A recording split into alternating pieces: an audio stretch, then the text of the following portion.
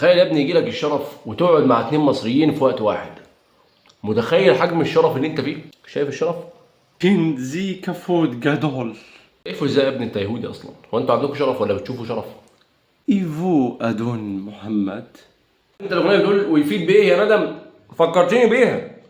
الراجل كان قاعد محترمك من شويه وانت عمال بتزعق، انما لما جالك اللي يديك على دماغك عمال بيقول هو فين؟ انا بس عايز اتناقش معاك في حاجه على السريع كده عشان احل لك وغورك من قدامي لاني مش طايقك. ولولا حرمه الدار دي كان هيبقى لي معاك موقف تاني. مين هو اسرائيل؟ يعقوب. مين هو بقى جد سيدنا اسرائيل عليه السلام؟ أفراهام.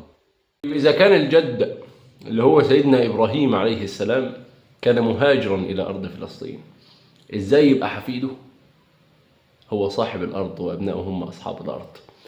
ان كان الجد نفسه ذهب الى اصحاب الارض مهاجرا، ازاي تقولوا انتوا اصحاب الارض النهارده؟